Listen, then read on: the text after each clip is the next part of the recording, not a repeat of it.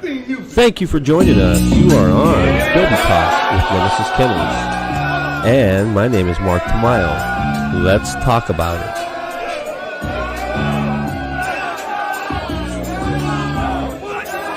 This is Mark Tamayo from Nemesis Kennels, and you're here with Dobie Talk. And we have live here today with Mamady Condé. He is a film director and an entrepreneur, and he is going to talk about his likes and his dislikes on Doberman Pinschers. And welcome, Mamady.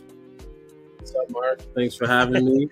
Pleasure. Thank you for having some time for us. Appreciate it. Oh, no problem, man. Anytime to do it. Thank you, man. I appreciate it. So what we wanted to start out with, and the reason why we want to start this podcast is to it's a learning podcast. It's our personal perspective on the Doberman Pinscher, on the breed itself, and why we like them, the reason why we bought them in the first place, and just to promote the breed and to maybe educate some people on our experiences. Okay. So, first of all, can you tell us a little about your background, what you do, what made you attracted to the Doberman Pinscher? Yeah, I mean, Dobermans just have always been perfectly designed, engineered dog, and because I'm, very much about visuals all the time, right? I'm looking at films or artwork or design and stuff. I feel like the Dobermans, naturally, when I saw them as kids, I was just like, these dogs look different than any other dog, and why is that, right? And I didn't even know anything about them. I didn't know that they were protection dogs or anything. I just knew that I just liked the way they look, just physique wise. And then over time, I just obviously through pop culture, seeing them in music videos in the 80s and stuff like that. I watched a lot of music videos, and then I was a dog person. I had a Rottweiler as a kid and different types of dogs, and I just never had a Doberman. But I would always say, my mom, I'm like, when I get older, the minute I'm able to get my own dog, I'm going to get a Doberman. And that's what I would always tell everyone. And so, yeah, that's initially what attracted me to the dogs. They just how I guess other dogs, sometimes you see certain dogs that are maybe a little messy. They're drooling and stuff. And Doberman just always seemed like they were kind of clean and put together and alert and aware and stuff like that. Right? Sure. What about the shedding? How do you like to, because they don't shed that much, but they do shed. They do shed. I learned that. So before I got them, I thought that they didn't shed before I got shot. Yeah, short-haired dogs. Yeah, I thought they didn't shed, and then over time I would see just in weird places, I would see just a bundle of hair, and it's kind of periodic. I think they shed once a month, a lot. That's what it seemed like. It just seems like once it's kind of like a build up. So if you don't wash them or if you don't brush them, they'll shed. Sure. So yeah, sure. Again, they only have one. They don't have an undercoat. They only have one coat. So, exactly. But they do shed when their coat gets a little, dry. We always, promote our Dobermans with coconut oil, to add that as a supplement into the food, and it saturates the skin, and it helps promote good coat, and they don't shed too much. So, that's just a little, added tidbit that we like to share, with people with the coconut oil. In your background, and your line of work, does the Doberman Pinscher help you in any way? And explain a little what you do. Yeah, so I'm a filmmaker, an entrepreneur. I shoot commercials and short films, and I shot my first feature a few years ago, and now I'm working on a entrepreneur venture, a company that I just started with a few people that I've worked with in the past that I'll be launching in the next couple of months.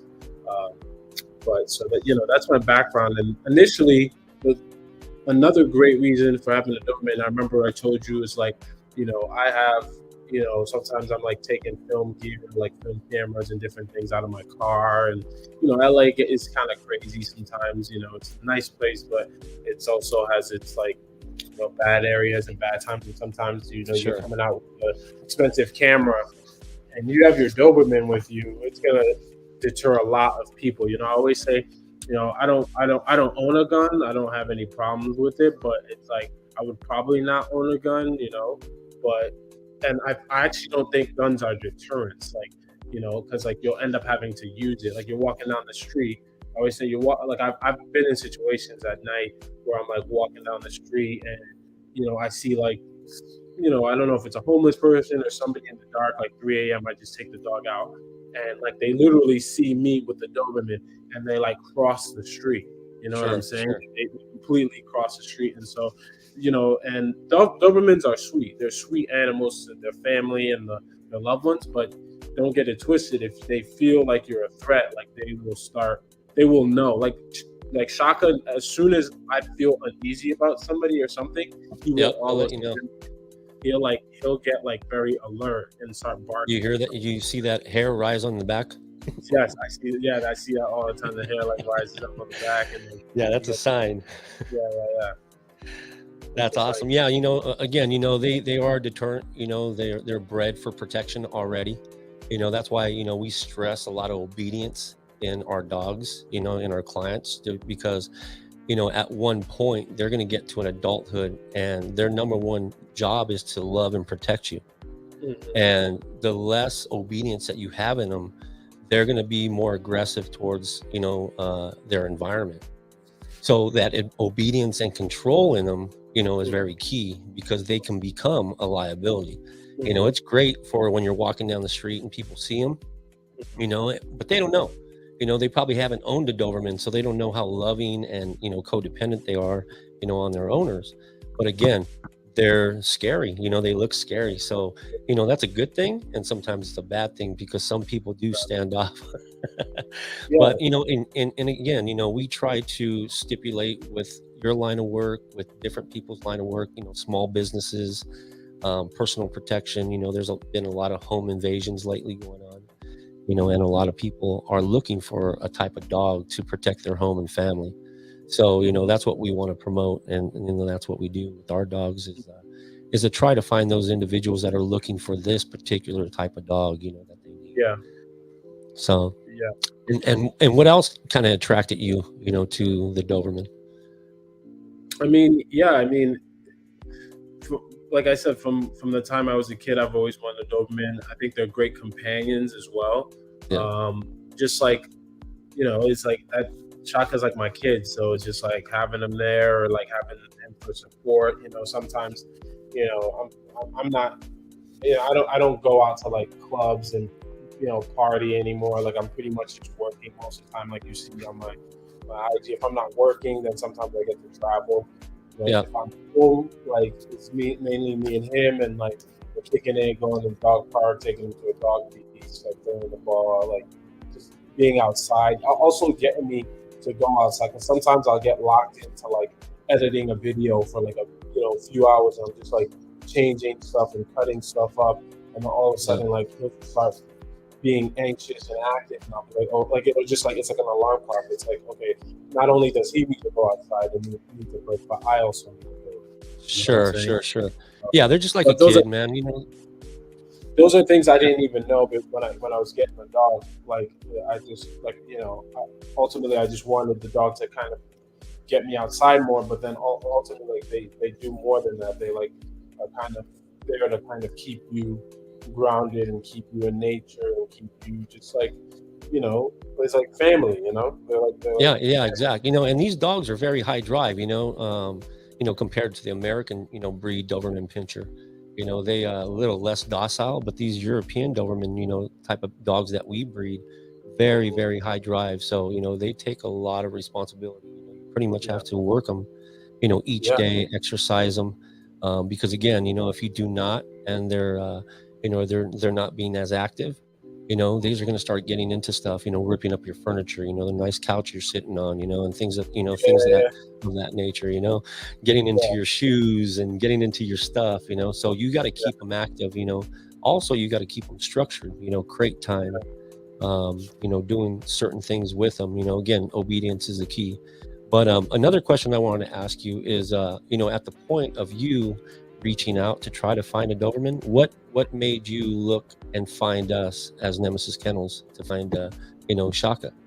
Yeah, so that's a great question, because so I didn't want to go into this, but I actually had two Dobermans. I had another Doberman, and my ex has that Doberman now. Obviously, we had to split the dogs up, which is fine.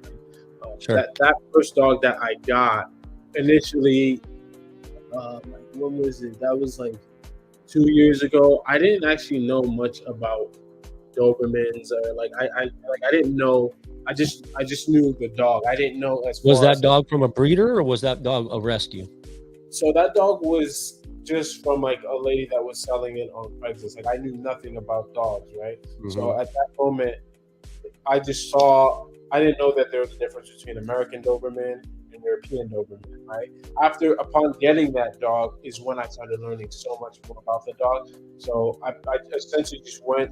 I messaged a lady on Craigslist, went and paid her, picked up the dog, and that was that, right? And I had that dog for a few, couple months, and it got, as it got older, I enrolled her into protection training class, but the drive wasn't really there, and my girlfriend at the time was just like, oh, well, maybe it's just not that type of dog, because we did everything. We tried to make it more, alert, more aggressive, but it was an American Doberman, and so, but we actually don't know, because it said the person I got it from said it was European, and then we did the DNA test, and it came out 100% Doberman, but obviously it doesn't show you whether it's European or American. But something just wasn't clicking with it, protection class. So that's when I started looking more into actually getting a European Doberman that's more bred for protection. And upon my research, I went on Documentary, and I went down the wormhole on YouTube, started seeing all this stuff, and then asking around. And then I saw, is it Gerald? Gerald from European Doberman Stud? Mm-hmm. Yeah, I saw his video on documentary, and I reached out to him on Instagram, and he would give me little pointers on what to feed my dog and what to do, blah blah blah. And then he kind of I was like, how do I get my dog to be more have more energy and do more things like that? And he's like, well, some dogs have it and some dogs don't. And he's like, if you don't get him from the right breeder, if it's not a European Doberman from the right breeder who has the right bloodline and all this stuff, then it might not just have it, and there's nothing you can do. And so at that point, that dog I kind of was like, okay, cool. I love that dog, but maybe that's not its lifestyle. Maybe it's just kind of a house dog and stuff like that. So me and my girlfriend at the time just kind of, treat it like a house dog and let it sleep, let it do its thing. And I started doing research, and he told me about you guys, and so I started looking up you guys, and then that's when I reached out to you, because he told me that you guys had really good dogs, and he said that he actually had a dog that you mated with, or one of your dogs mated with, and we bred with. Bred with, yeah. And so, and he said a litter is due soon, so I reached out to you, and that's kind of how it all happened. Well, that's awesome. Gerald, again, he brought me into this pretty much world. When we actually bought, and purchased our first female, and then that's how pretty much I got into breeding, because we wanted a male, from our female, so we bred with him. And ever since then, people sought after, our particular line. They like the look, they like the temperament, they like the drive, the confidence, and that comes with the dog. Again, not every dog is going to have it. That's why when you take them to a trainer, they will evaluate your dog and tell you, hey, your dog either has it or doesn't. Titling dogs is always good, but it's not, crucial.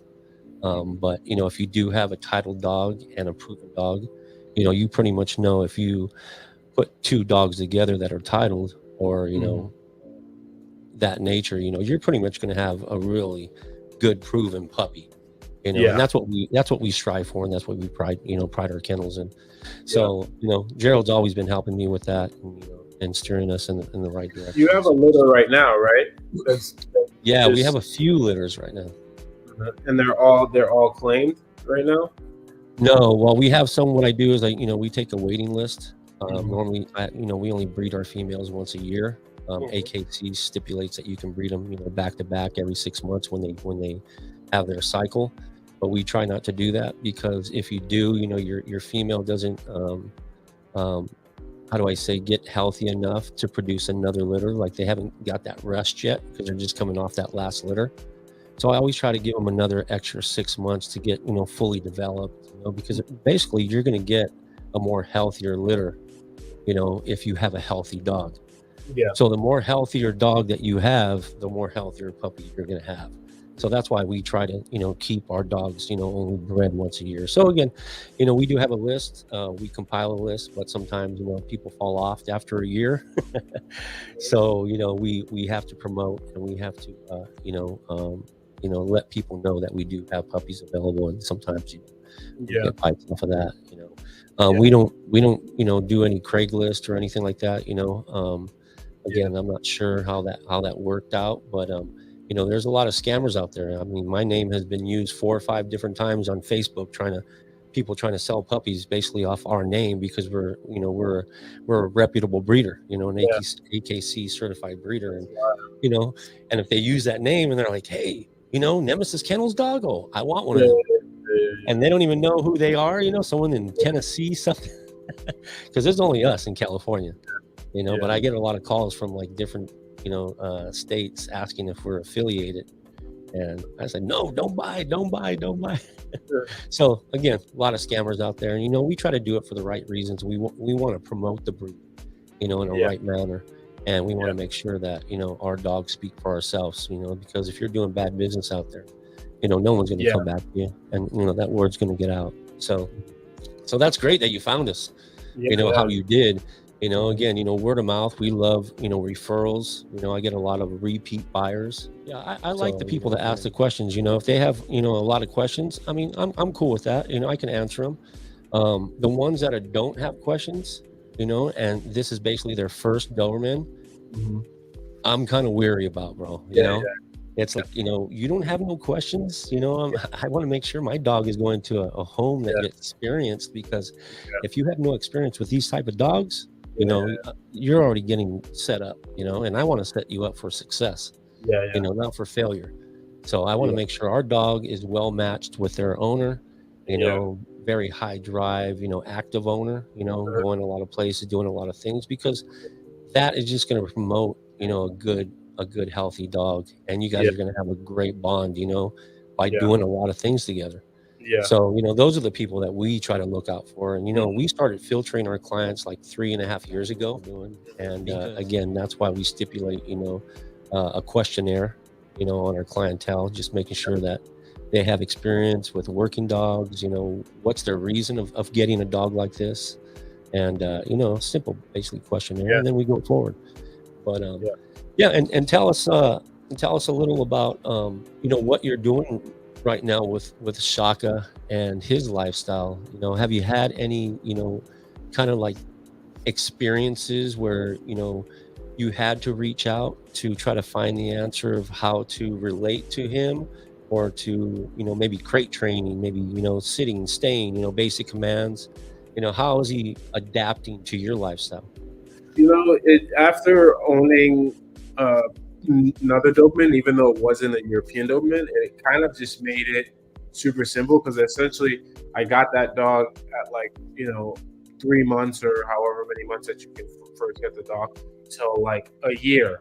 And as soon as the dog was like that, my first dog was like a year and like a couple of months, where it was like, now I was able to like let them freely stay out in my apartment, and not have to worry about things getting eaten up or anything like that. As soon as that first dog was like ready to go, I kind of then got another dog, so I knew exactly what to do with the Sure. second dog, right? So Sure. it kind of was like rinse, repeat, but like now I know what to do and what not to do, what food is best for this dog, and stuff like that. So with Shaka, kind of just has a schedule. I feed him 3 times a day, sometimes 2 times, just depending on how his appetite is. Sometimes he drinks more water, or like Yeah. he chooses to eat like eat less food because he drank more water and stuff like that. And generally, I wake up like 6, 7, take him out, let him use the bathroom and like play around. I have a park. I have like a dog park in the complex that I live in. So he like runs around there, and sometimes there's other dogs that I'll play with. Sometimes there's not. After he kind of, I'm there with him for like 30 minutes, 15, 30 minutes sometimes, and I come up, I feed him, give him his water, and I feed him a Nook Shook, the dog food. I used to mix it with Taste of the Wild, but now I just kind of give him, I still give him the puppy. Sure. Because he's just about to hit a year next month. Yep. So I still give him the Nook Shook. I give him 3 cups of that, and then after I feed him, I kind of get some work done. Yeah, Shaka is a red Doberman from our Artemis and Deuce litter from last year in August. And again, like you said, he's gonna be a year next month. And so has he been settling in? Has things been getting easier with him, calming down, or his drive still? Because he's still basically a puppy. He won't fully develop until about maybe 2 years old. So he's still growing. He's still a puppy. Anybody that if he hears something at the door, he'll start barking. But if it's like they come inside and it's like a friend, he's just active. So like when I have guests over, like he just ultimately wants to play with them. Like he just wants their attention. He wants them to play with him. So he's just like he's not allowed on the couch. But like when guests come over, he kind of like tests it out. Like he sees if he can get up on the couch.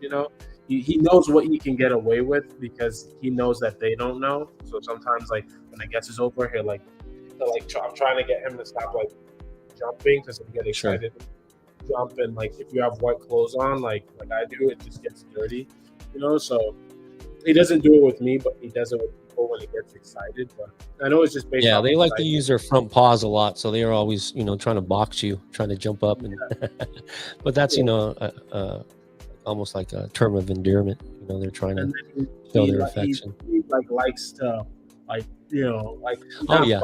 He just like That's another term of endearment. Yeah, they like to gnaw gnaw with him right now. Is just trying to get him to. He's just excited, but trying to get him to just be like, okay, like, hey, I'm watching a movie, like, just like chill out, just chill, So do you put him in the crate when you watch a movie? No, he's or do you just like have a mat or a pillow or something. I just let him. I leave the crate open, and I just let him roam free and stuff like that. And gotcha. He'll just be pacing for a while, or he'll start like playing with himself for a little bit, and then sometimes he'll just basically lay on the carpet. He's looking at me right now. Joining us. Here's Shaka. What's up, Shaka? What's up, buddy? So yeah, that's Shaka. He's a big boy. They had 7 puppies from that litter, and he was one of the biggest boys in that litter. Yeah, he's a good boy. He's a good looking boy. And I know, Condé, that in the beginning you had him in some type of obedience training. Yeah. Yeah, you had him just a regular trainer, or were you doing it yourself? I was going to obedience training in Long Beach, but and I went there for probably a few weeks, and then after a while, I just kind of took what they taught me, and also my first dog was in obedience training for like 6 months, so I took all that knowledge and I just teach him at home now. Gotcha, like treats and stuff like that, because I teach him in Arabic. So if you try to tell him like to sit, he doesn't know what that means. Gotcha. He's taught in another language. Yeah. We do all our dogs in French, so and English as well, but they know both. But yeah, that's awesome that you're doing it in Arabic. It's something different, where other people don't know those commands.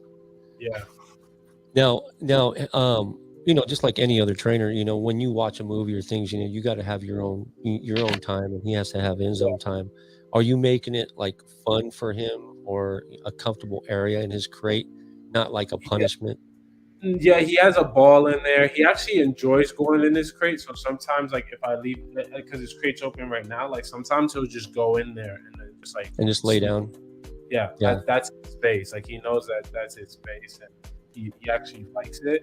Um, the mat thing, he tends to eat up the mats. Sure. So it's kind of tough. Like I learned from my other dog. I went through maybe 10 mats with my last Doberman, so I'm waiting till he hits about like a year and 3 months, and then I'll get him like another like.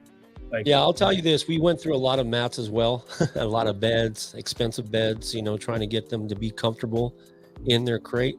But I found out after a while that, they don't need that stuff. They have, we like to get those bone marrow bones. You've probably seen that on my, on my page where, it really promotes good teeth, takes the plaque off their teeth. And, they like to gnaw on it for at least an hour and a half.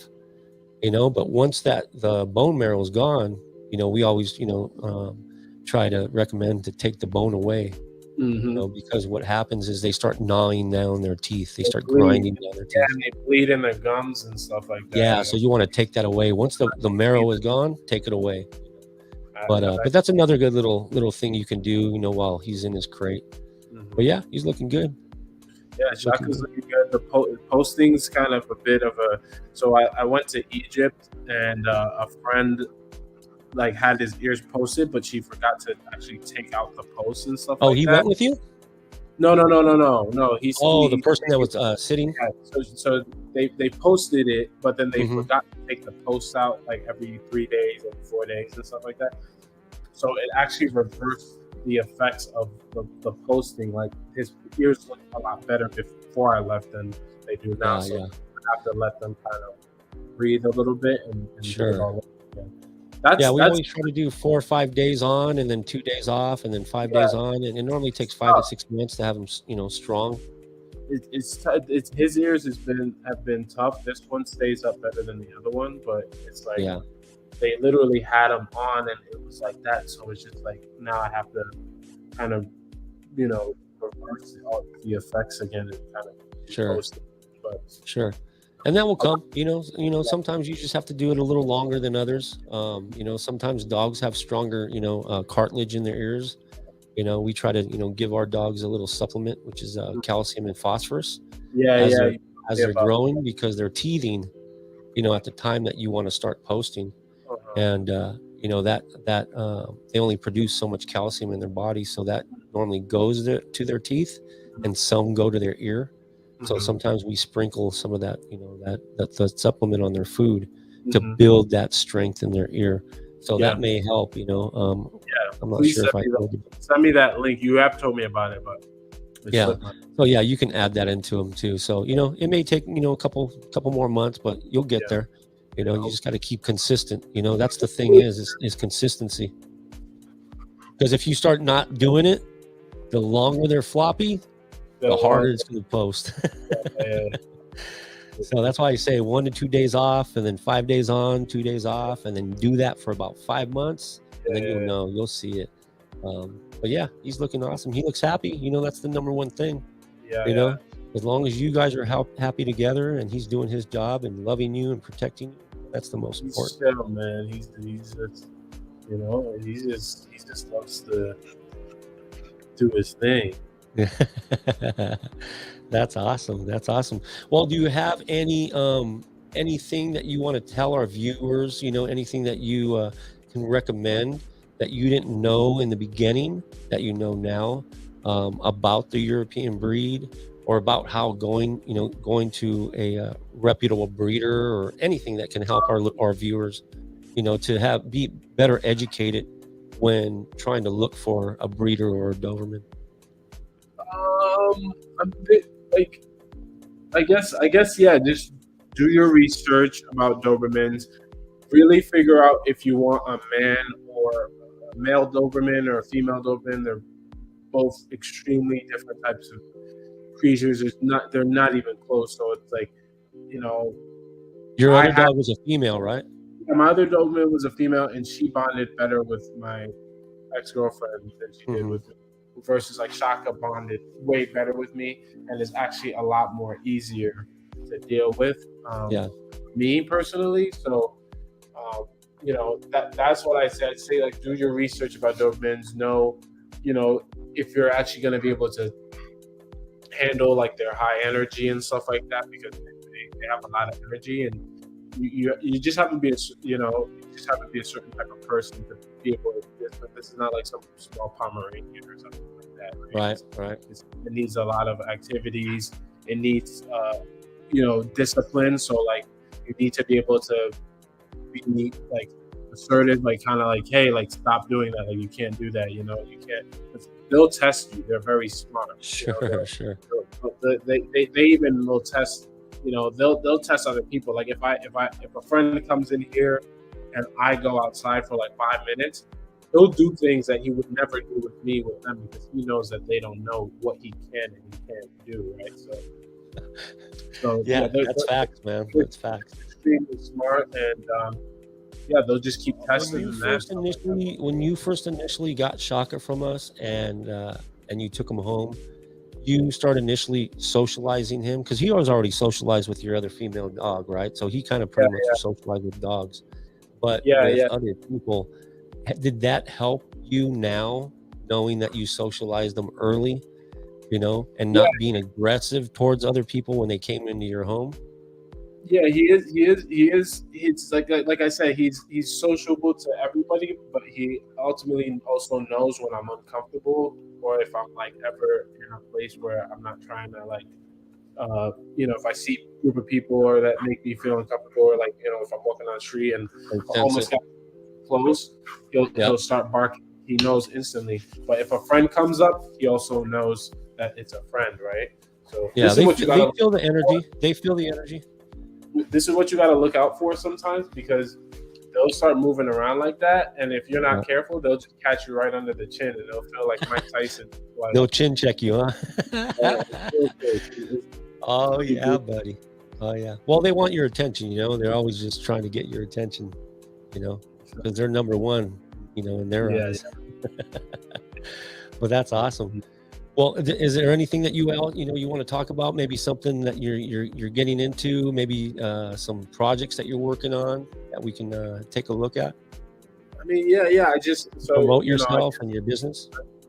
I just came back from like a world sort of like pilgrimage.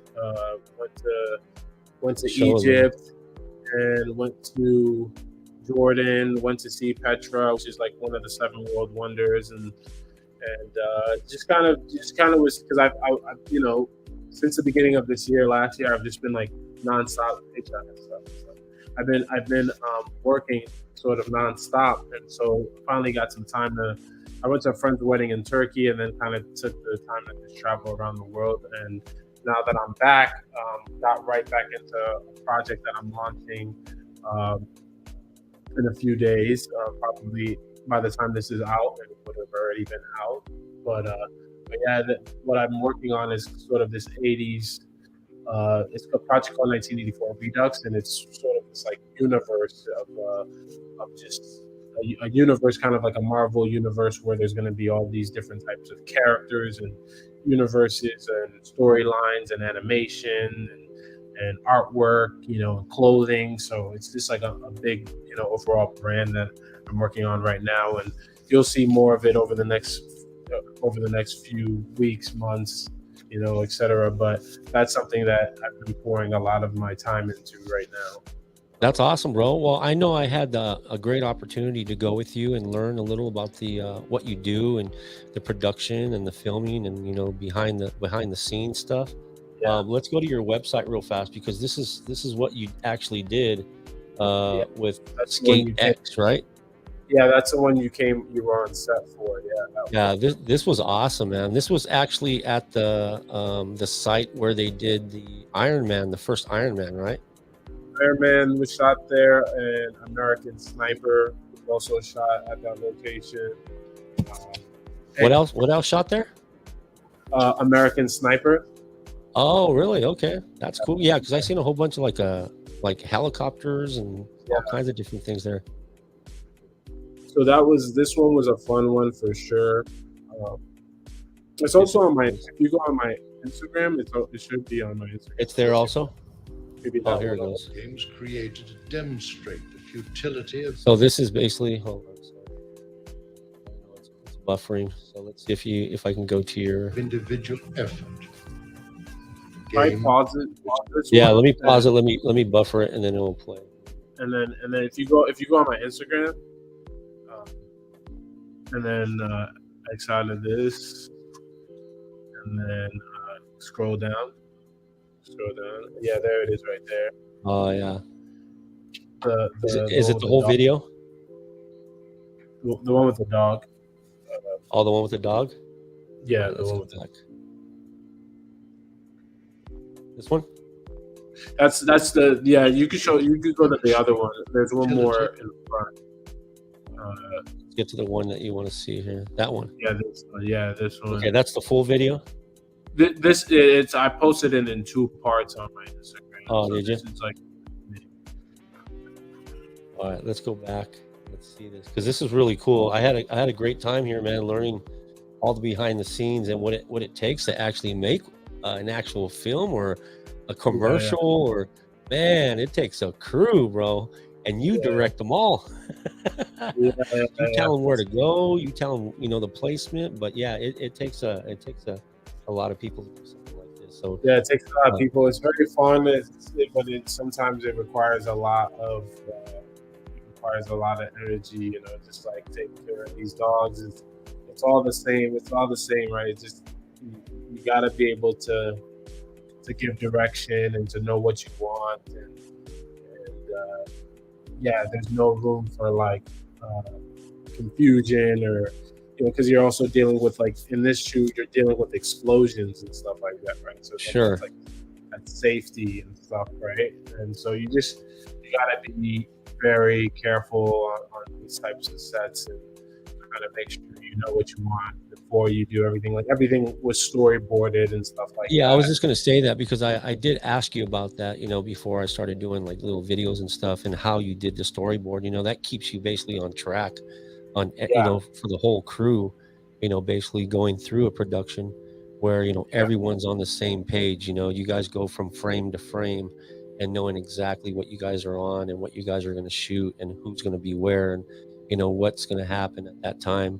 So that's really good. So if people are getting into something like this, I think Condé would recommend doing storyboards, to structure your film or your video or something like that, because it's going to take you from the start to the finish. So Let's watch this real fast, man, because this is really cool. I mean, and let's see this. Let me actually. So I was here when you did the explosion in this particular part here. Yeah.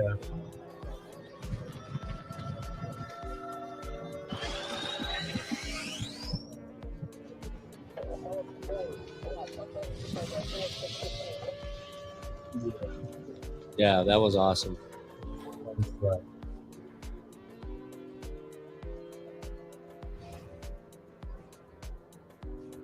No player is greater than the game itself. Nice. And what is SkateX? Is it a skate company? It's a company founded by like guys who have all worked at like different startups like EA Sports and a lot of gaming companies and tech companies. They kind of came together and started their own NFT company. And basically their thing is like these skate decks. These like they're creating like an online universe for the metaverse where like a bunch of people play this video game in like this online skate park, and like you can customize your own skate decks and cool stuff. And it's a Solana based NFT project. Nice. Yeah, because a lot of things are getting into the metaverse, and like you said, you're doing a new project with NFTs. A lot of people are not really familiar with this new game that's out there, that people are actually investing in. But tell us a little about it, because I would like to, be a little more educated on what an NFT actually is. Yeah, so I mean, the NFT is this, like, an NFT is essentially like your identity in online, right? So, sometimes people like to get tattoos and personalize yourself or your brand, right? And now you're able to do that, but in the online universe. So you kind of just have to go out there and find projects that you believe in, and projects that kind of represent what you're about as a person or a business or as a brand. And, Yeah. NFT is sort of a representation of that, right? And so yeah, that's where it basically starts from. And then obviously you hear about like NFT projects, NFT selling for this much and that much, but the base Sure. comes down to like, what do you want your there's like monetary value on your actual identity, your NFT. Yeah, if the project does good, and that's based on, they call those blue chip projects, blue chips, and blue chips basically just depend on who started the NFT company, what do they know about business, art, and all these different things. So the project that I'm working on, or that I created, which is called 1984 Redux, I shot one of the first NFT commercials for a company called Azuki, and they essentially are now a blue chip project, probably one of the biggest NFT companies in the world right now. And from shooting that video, I basically was contacted by a lot of other NFT companies because that video did well. And so I did SkateX, and then I did one for a company called Valhalla, and then now I also shot the commercial for my own NFT company. So acquiring all this knowledge of like behind the scenes process, NFTs is basically, you need a good team. You really need good art, and you need good branding, and you really need to kind of not be in it for the money. You really need to be in it to kind of create a cool and dope brand that you believe in, right? Sure. Redux. That's what we did, and really creating a project that it's kind of like 1984 Redux is what I always wanted to do since I was a kid. So if you came to me and the genie was like, what would you want to do? What would you want to do in the world right now? You could do anything. I would literally say it's 1984 Redux, because it basically combines everything that I've ever wanted to do, right? I directed the commercial for 1984 Redux. I got one of my favorite artists in the world to do the score for the commercial. I acted in the commercial. I got a cameo from a good friend of mine that I really love, whose work I love, right? So it's essentially like a big film universe, but then it also, who knows, we might make video games in the future. We already have started developing clothes, like we might have an animated series, working on. So it's just a whole sort of brand and overall IP. So essentially, you almost have to look at an NFT. You can look at an NFT as like an Apple or a Microsoft or anything. Like, what would you invest in, and what would you not invest in, right? Gotcha. You just kind of, you got to look at the team and the people behind it to know whether you want to put your money into that. If you believe, what do you think 1984 Redux will be in 10 years, knowing my work, like the type of work I do and the type of work that my business partners do, and all the value people that are part of it? You kind of can tell if it's a dream team or if it's just kind of like these guys who don't know what they're doing, just like messing around. You know what I'm saying? Sure. Yeah, and we spoke a little about this because, I always like to go against the grain, as you know. I always like to, I'm a big brander and marketer of, our kennels. I like to do things that other people are not doing, besides the t-shirts, the hats, the stickers.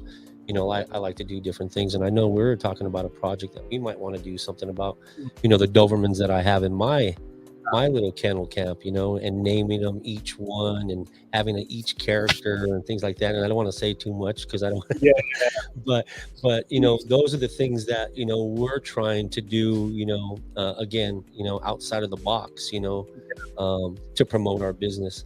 And, with you involved and having your experience and, having a love for the Doberman, I can get the sense that, you know, you pretty much have already the eye and the knowledge of, you know, the direction that we want to go into.